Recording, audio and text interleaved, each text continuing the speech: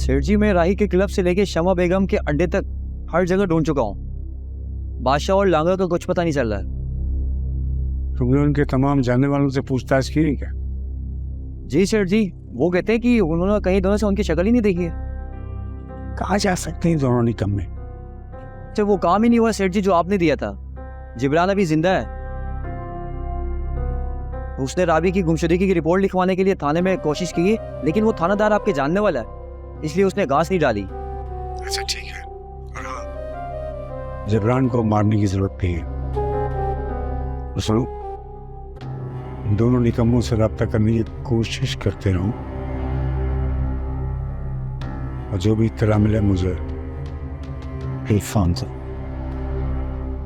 ठीक है सेठ जी। और हाँ, वो तुम जो शराब की बोतलें लाए थे उसमें से एक चेक की थी मैंने। अच्छा है, टेस्ट अच्छा है। एक काम करो, उसमें से एक आध बोतल और ले आना, आज शायद एक नई मेहमान आने वाली है। और राबी से दिल भर गया क्या सेठ जी? अरे हाँ, जब से मैं क्या पता चला कि वो हामला सारा मजा करके रहा हो, उसी बदमज़गी को दूर करने के लिए एक नई मेहमान बुलाई। और हाँ, एक काम करो, उसको ले जाके घर के आसपास कहीं छोड़ दो। वो तो आजाद होकर डंडोरा पीटेगी सेठ जी। मैंने उसको समझा दिया है कि आइंदा ऐसी हरकत की तो अगवा नहीं किया जाएगा, जान ले ली जाएगी। और तुम भी उसको डरा धमका देना, जान से मत मार। ठीक है सेठ जी, आपके हुक्म की तामीर होगी।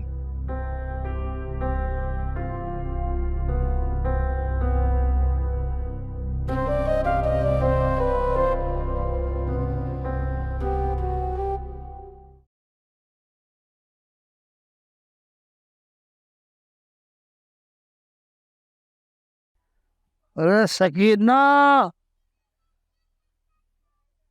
ए सकीना,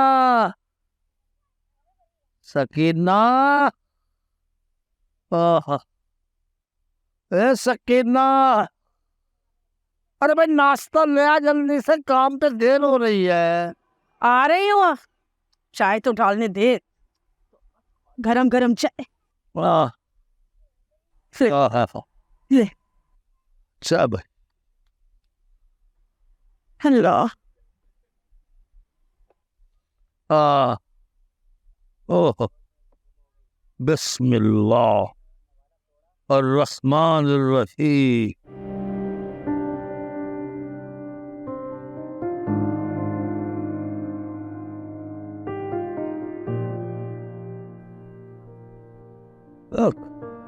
सकीना, तो क्या बात है, तू परेशान लग रही है?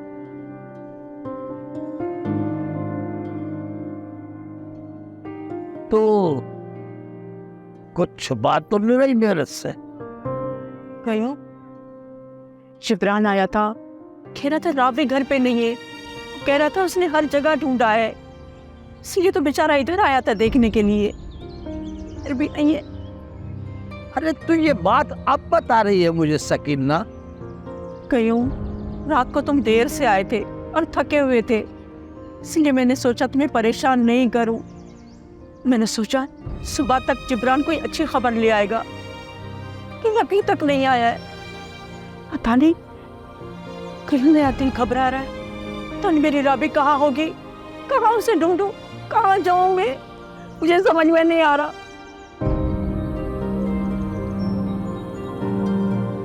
जाओ और उसे कहीं देखो। ये तुम्हें पता है, जिब्रान कह रहा था सेठ दाऊद के बंदे जो है ना, उसके पीछे पड़े थे, उसको मारने की कोशिश कर रहे थे, लेकिन अल्लाह ने उसे बाल बाल बचा दिया। मुझे तो यही लगता है उन्होंने तो अल्लाह न करे मेरे राबी को नहीं उठाया।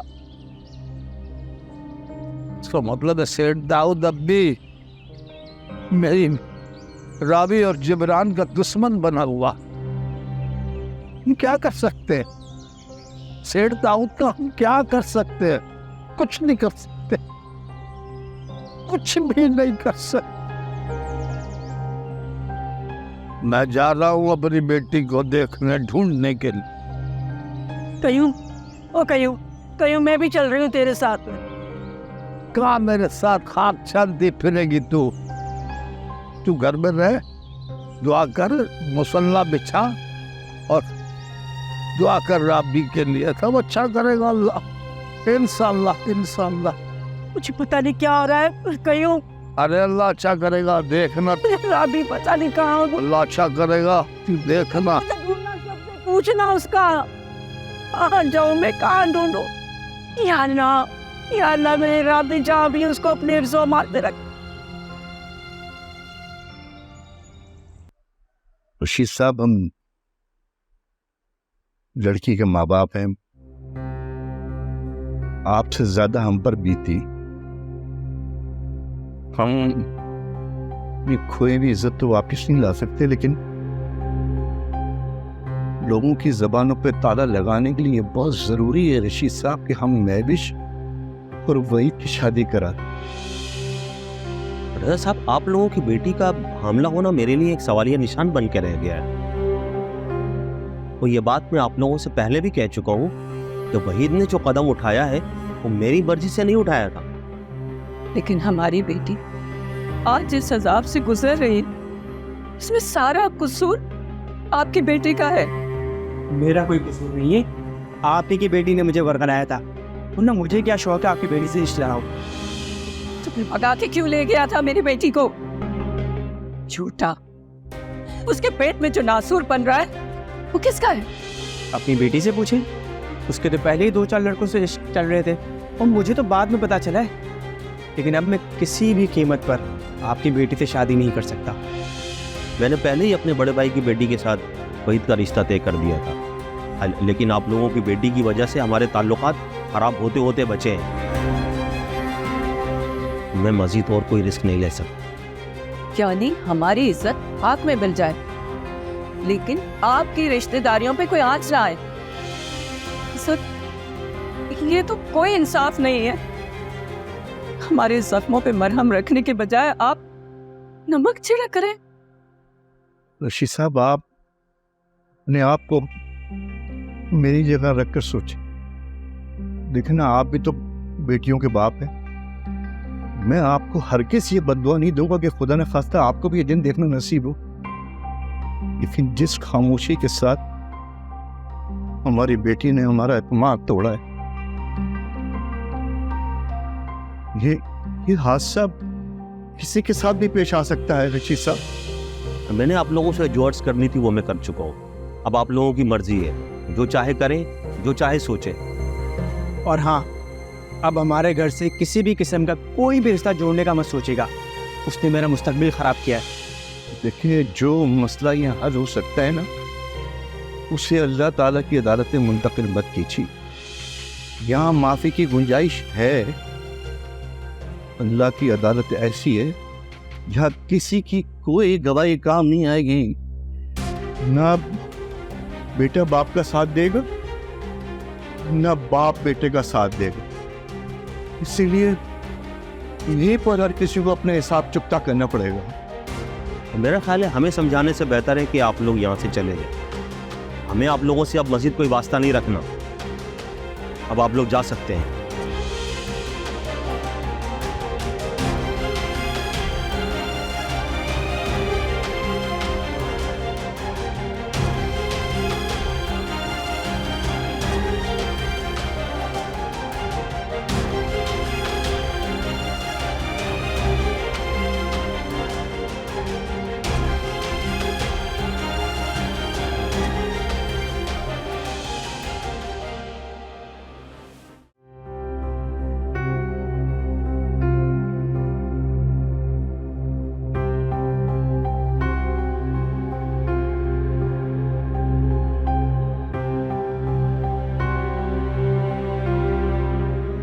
फजल ठीक हो?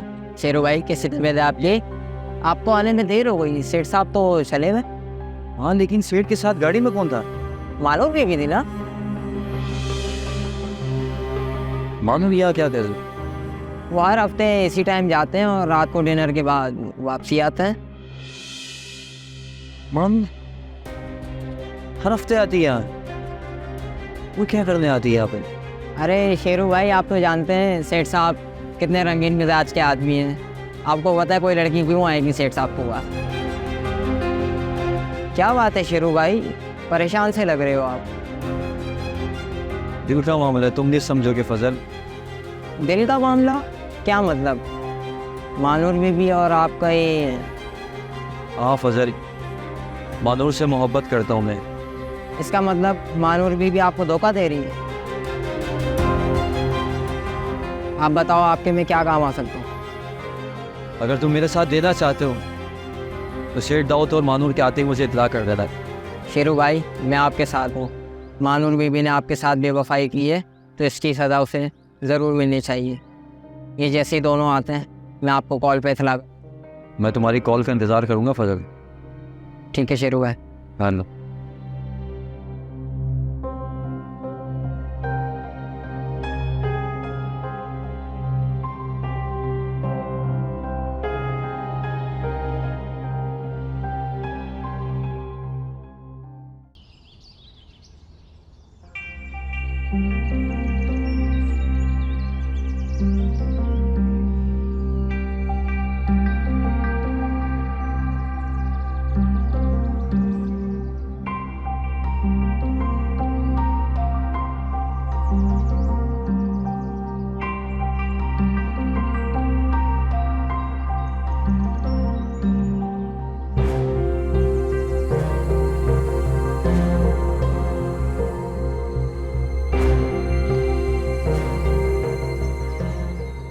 मोइस, मैंने तुम्हें भेजा था ना, वहाँ क्या हो रहा है बताओ? कोई लड़ाई तो नहीं हो रही? सब ठीक है ना वहाँ पर? क्या हुआ मोइस? जी वो उधर गया था तो लोग कह रहे हैं कि जुबैदा आंटी को हार्ट अटैक हो गया। क्या कह रहे हो तुम? अपने होश में तो हो? जी वो लोग कह रहे हैं कि उन्हें सांसें नहीं आ रही।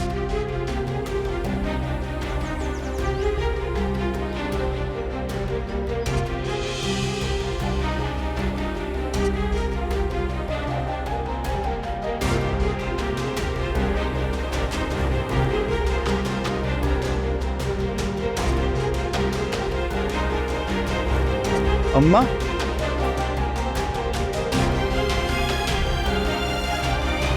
अब पापा को क्या हुआ अब्बा? बेटा तुम्हारी अम्मी अब दुनिया में नहीं रही। अम्मी, तुमने क्या किया अम्मा? आप मुझे छोड़ के नहीं जा सकते। राजा साहब, मेहरबानी करके आप जुबैदा बहन की लाश को यहाँ से ले जाइए, वरना मेरा घर एक तमाशगाह बन जाएगा।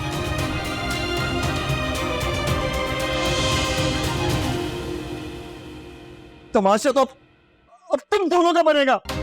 ये तुम क्या कह रहे हो शहजाद? मेरी माँ की लाश उस वक्त तक यहाँ से नहीं उठेगी जब तक हमारे साथ इंसाफ नहीं हो जाता। तुम्हारे ये मफरूजे समझने के लिए मेरे पास वक्त नहीं है।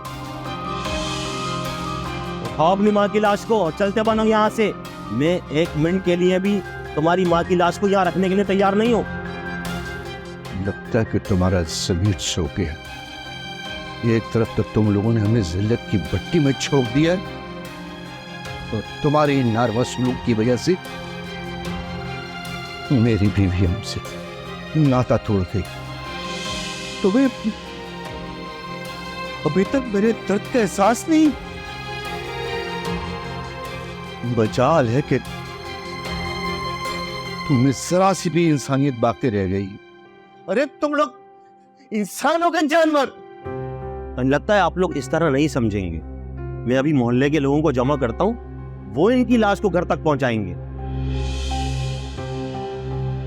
अगर किसी ने मेरी माँ की तरफ एक कदम भी उठाया, उसकी मैं टांगे तोड़ दूंगा।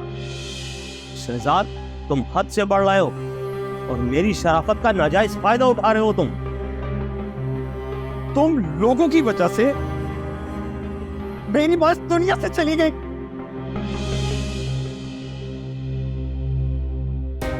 तुम लोगों को इसका हिसाब देना हो। तुम्हारी माँ खुद मरी है, हमने कौन सा उसे गोली मार दी? लेकिन मेरी माँ की मौत के जिम्मेदार तुम दोनों,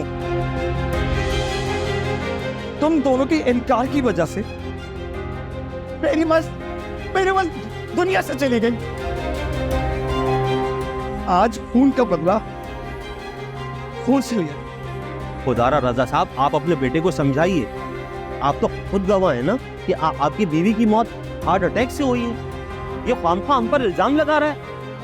आपके समझने की बारी आई है शशि साहब।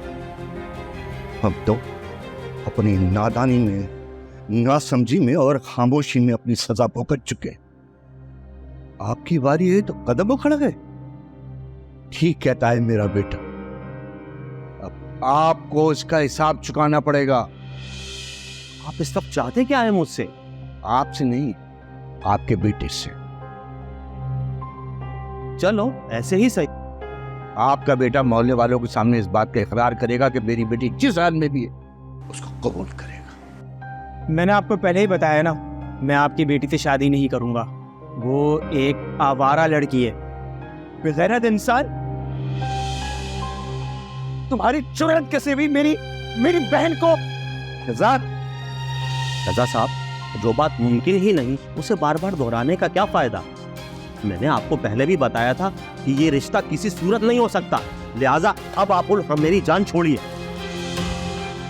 नहीं ऋषि से, अब इस रिश्ते को आपको मुमकिन बनाना ही पड़ेगा, वरना मेरी बीवी की मौत की जिम्मेदारी कबूल करना पड़ेगी। हम दोनों चीजें कबूल करने के लिए तैयार नहीं है। लिहाजा आप मेरे सब्र का इम्तिहान न लें और इस लाश को उठाएं, वरना मैं पुलिस को फोन करके बुलवाऊंगा। पुलिस को आप नहीं बुलवाएंगे, हम बुलवाएंगे, क्योंकि मेरी बीवी की मौत आपके घर में हुई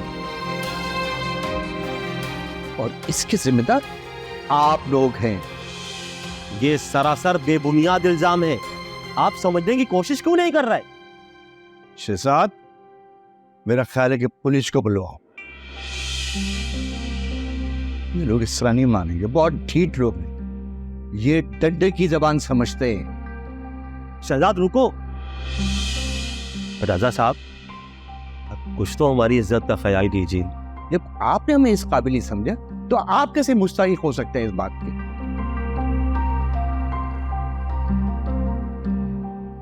महविश बाजी, महविश बाजी, महविश बाजी।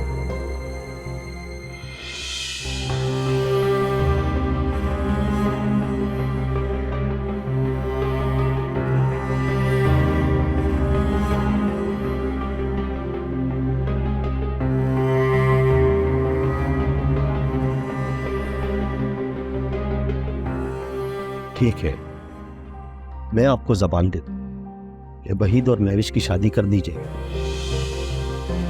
लेकिन फिलहाल अभी आप जुबैदा बहन की तदफीन का इंतजाम कीजिए।